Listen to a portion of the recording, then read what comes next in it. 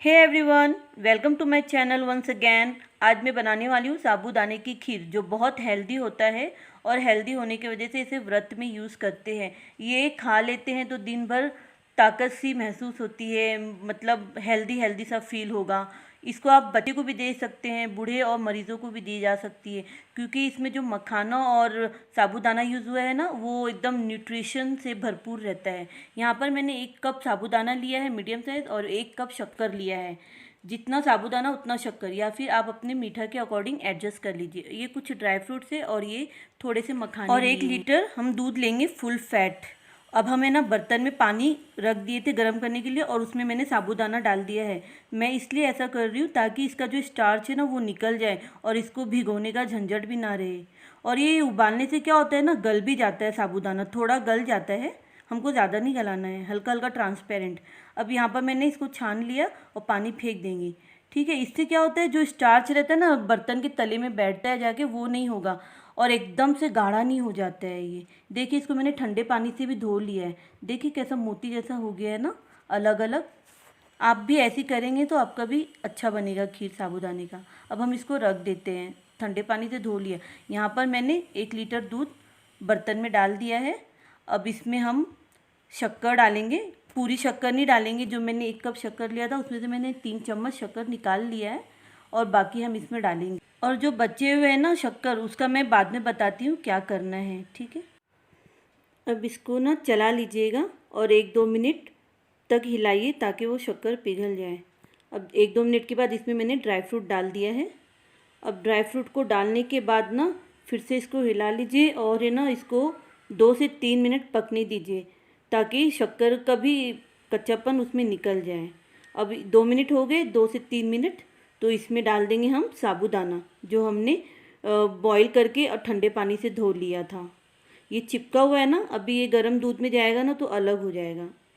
Friend, आप भी एक बार इस तरीके से बनाकर देखिएगा। इससे फ़ायदा क्या होता है कि हमको 2 घंटा भिगोना नहीं पड़ता है, और है ना वो जब भिगोते तो उसमें धोते जाते तो स्टार्च निकलता जाता है ना। देखिए, अब ये हो गया। हम इसको फ्लेम को लो कर दिए हैं।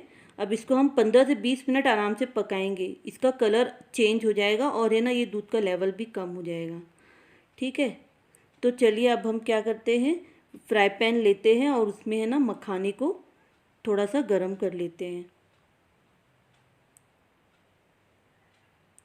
ये देखिए, हमने घर का बना हुआ घी लिया है, होममेड। अगर आपको घी नहीं चलता है तो आप तेल ले सकते हैं, या आप व्रत में जो खाते हो वही ले लीजिएगा। और थोड़ा मखाना डाला। अब इसको हम सौटे कर लेंगे, हल्का हल्का गोल्डन आ जाएगा तो।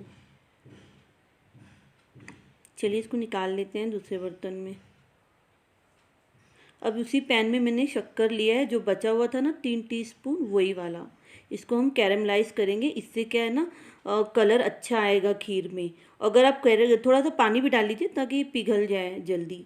अगर आप कैरमलाइज नहीं करना चाहते हैं ना, तो आप ये स्टेप स्किप करके उसकी जगह पे ना कोई भी फूड कलर यूज़ कर लीजिए। एकदम थोड़ा सा, चुटकी भी नहीं, एकदम थोड़ा सा, तो उससे कलर अच्छा आएगा। देखिए, हमारा कैरमलाइज कुछ ज़्यादा ही हो गया था, थोड़ा सा ध्यान हट गया था। तो अब हम इसको ना इसमें डाल देंगे खीर को। देखिए, हमारे खीर का लेवल भी कम हो गया है, सूखते सूखते एकदम रबड़ी जैसा हो गया है। तो चलिए अब हम इसमें जो शक्कर को कैरेमलाइज किया था ना वो डालेंगे। वो थोड़ा कड़क हो गया था तो मैंने उसमें थोड़ा सा पानी डाला है, और उसके बाद में डाल रही हूँ इसको। अगर आपका भी कड़क हो जाए ना तो घबराने की ज़रूरत नहीं है, उसमें थोड़ा सा 1 से 2 चम्मच पानी डाल दीजिए, और है ना उसको फिर खीर में डाल दीजिए।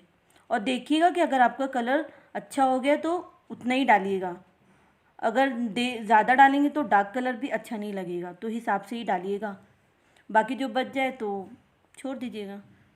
अब इसको मिक्स कर लीजिए अच्छे से। तो हमारा खीर तैयार हो गया है। इसमें मखाना डाल के अब हम इसका गैस का फ्लेम बंद कर लेंगे।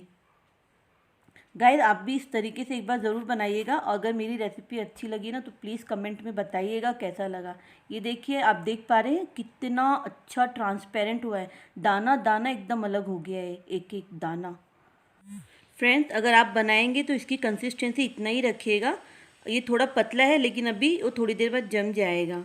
अगर आप ज़्यादा गाढ़ा कर देंगे तो बहुत ही जम जाएगा। ये मस्त एकदम रबड़ी की तरह बना है। ये देखिए कितना खूबसूरत लग रहा है ना। तो आप व्रत में इसे खाइए।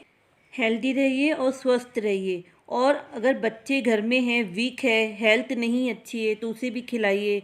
और अगर आपके घर में बुज़ुर्ग है, बूढ़े हैं, कमज़ोर हैं, तो उसे भी बना के खिला सकते हैं। Thank you for watching. Bye bye. And please share कर लीजिएगा इसे।